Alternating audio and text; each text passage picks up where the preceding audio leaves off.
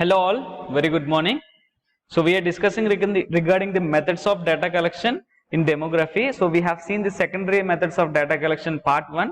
So in part 1 I have discussed regarding the surveys, I have discussed regarding the census, what are all the methods that were involved in the census. Now we'll continue with the other remaining methods which were involved in the secondary methods of data collection in demography. Now we'll see what is the sampling method. So this sampling is one of the important methods of data collection. So here in some areas it is not possible to have counting at a time of census. So in order to deal with these type of problems and in order to come over these type of difficulties, sample surveys are organized here. So the system of national surveys can be random or stratified or random sampling.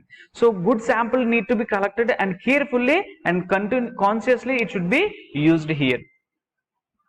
So if you see the advantages which were related to this sampling method, firstly it is not only not a costly method, and every nation can afford this sampling method, and the quantity of data collected through this method, it is possible to get the required number of trained and qualified persons for this type of method, and it can be used as a complementary method for collecting the information, and all the trends about the population are made to known through this survey, and they are more reliable compared to the other methods. And what is the disadvantage means sometimes there will the time which is given, it will be not sufficient, and some information it is not able to be collected deliberately. So these are some of the disadvantages with this sampling method. Now we'll see what is this registration method. So this registration method, if you see, it is the third method for collecting the population data. So this registration method, it was started during the year 19th century.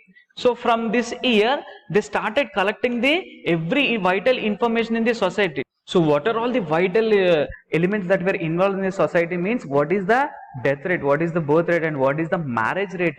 So all these vital events, they should be registered here. So whenever they are registered, we have the accurate data and we can do the administrative process in a effective manner. And nextly, if you see, this was started as early as in the year 1848. That is some sort of registration of birth started in the Sweden. So if you see the country Sweden, in this country the registration process, it was started during the year 1848. So mainly they started recording what is the birth rate there. So later on it was including the other events also. So they started including the other events such as marriage, what is the separation rate, what is the divorce rate, and what is the death rate, and etc.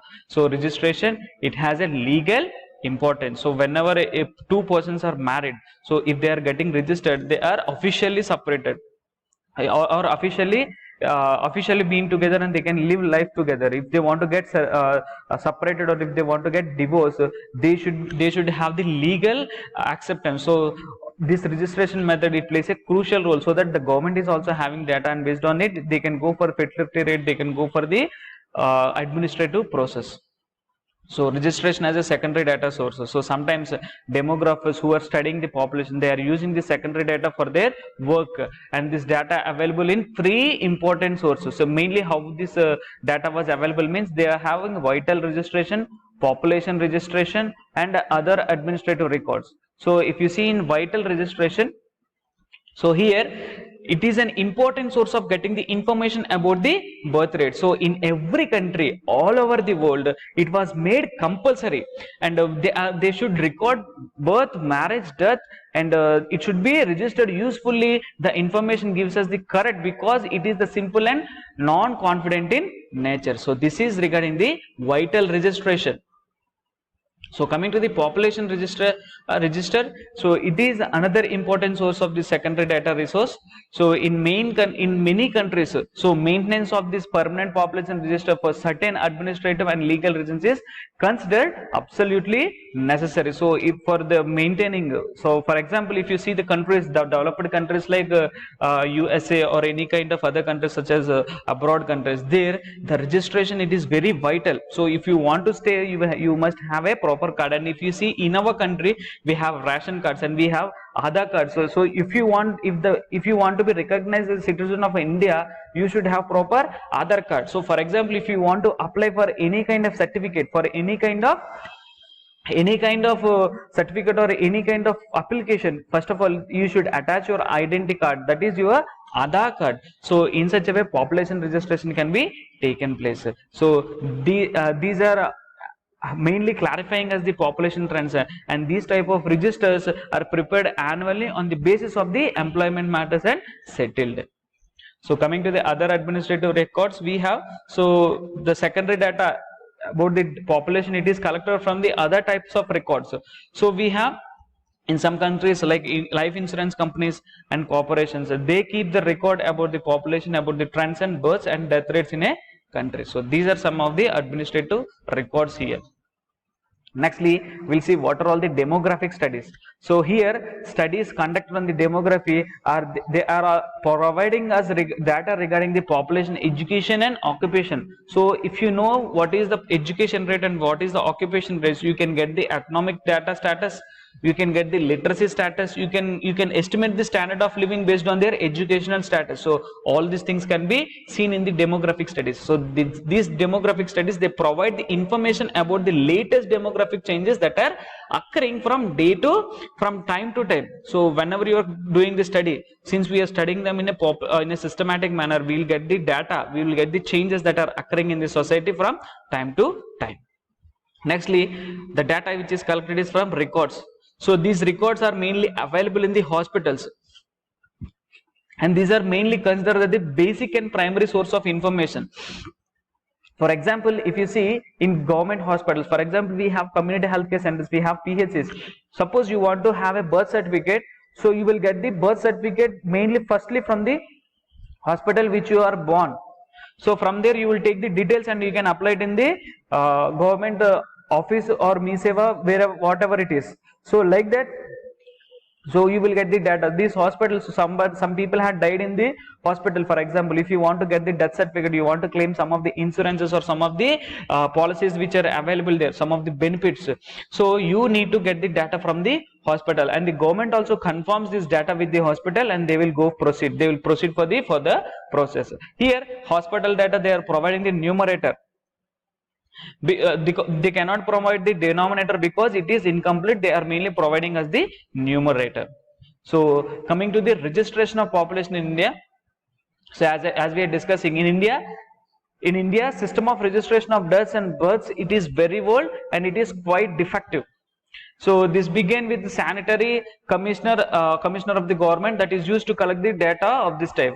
So at this time, the main aim was to collect the information about the health conditions of the people. So in 1873 in Bengal, Birth and Death Registration Act was passed. So mainly, firstly, they have started this thing in the Bengal, and in 1886 the Death and Birth Registration Act was passed all over the India. So now if you want to get a birth certificate, you need to apply in the government office. You want to get a birth certificate, you must go and apply in the government office. So this is the registration of population in India. So there are individual registration, individual and registration of vital statistics. So if you want to get a individual certificate, it is issued by the authorities to the individual and can be produced even in courts for the law and order. So for example, you have any kind of problem, so if you can go and apply your certificate, for example your qualification certificate or your birth certificate or any kind of you are belonging to this country India. So in such a way, for example, you want to get the citizenship of this country, so you want to get the rights of the country. For every country there will be some individual rights who are living in a country, so based on the communist country or based on the democracy country. So all these aspects are involved in this. So if you want to get a particular identification, you need to get registered, and you will get this registration of individual and registration of vital statistics. This is possible. So if you see, considerable use to the individual certificate of registration, it is issued by the authorities to the individual, and it can be produced as an evidence even in the courts of law, and anywhere where it is establishing one's identity in the society for getting their rights of their nationality and citizenship. So this is regarding the individual registration and vital statistics. Now we'll see national registration of these vital statistics. So nation as a whole, it is benefited by this registration of vital statistics. So mainly whenever you have this vital statistics, it can be used for the medical education, it can be used for the social services, and it can be used for the economic conditions, to study the economic conditions of the people. So it uses the analytical studies that need to be undertaken, and it gives us, it evaluates the effectiveness of the ongoing programs on the health.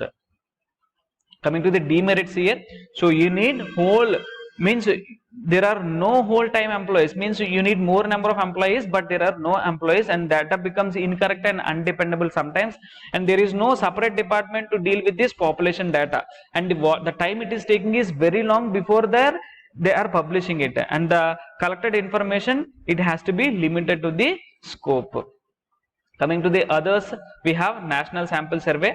So here the National Sample Survey, it is a permanent organization which came into existence in the year 1950. So mainly the aim of this organization is to collect the comprehensive information about the socio-economic and agricultural statistics all over the country. Here the topics that they are covering are like employment, unemployment, and consumer expenditure, and the data is collected from the primary sources, and it is also used for the research purposes. Nextly, we have double report system. So it is another method of data collection. So in many developing countries, the birth death rates are quite incomplete. So not every person in the community is registering their birth rate and death rate, so it is very inaccurate. So this double reporting system helps us to get over this problem. So in order to have this accurate data, this was introduced, and it is considered a very useful process in the demographic purposes. So in this system, each birth, death, and even enumerated by the two independent procedures. So it is, one is that the registration, and the other is that sample survey. Here if you see, in it, each sample area is created, and a continuous record is kept under the events of birth and death that are occurring in a particular area, that are occurring in a particular event, and by matching these events, reports, they are becoming positive, and they are giving us the accurate results. Nextly, we have international resources. So these international resources are mainly brought by the United Nations organization and other internal organization. So they contain very useful information regarding the countries, about the spread over the different parts of the world. So example, demographic yearbook. So here it contains details about what are all the death rates, and what are all the birth rates, and what is the density, and what is the population, what are all the population characteristics, and what are all the number of marriages. So here statistics here. So in this statistics here, we have food production, we have health facilities. So WHO brings us a monthly publication that is called as epidemiological and vital records. So this contains all the information regarding different countries, so all over the world. What is the mortality rate, what is the fertility rate, what is the food production rate, what are all the health facilities that are providing, what is the disease rate. So all these things can be included with this international resources. So these are the methods of data collection. So with this, we are completed with the methods of data collection in demography. In next chapter, I will discuss you what are all the rates and proportions that were involved in the demography, and with that we can close this demography chapter. So thank you so much for listening and watching. If you like the content, please like, share, and subscribe the channel. And if you have any queries, or if you want to suggest me any type of topic that you want to know, or if you want to suggest me to change my teaching pattern, you can just comment them in the comment box. Thank you so much. Thanks for watching.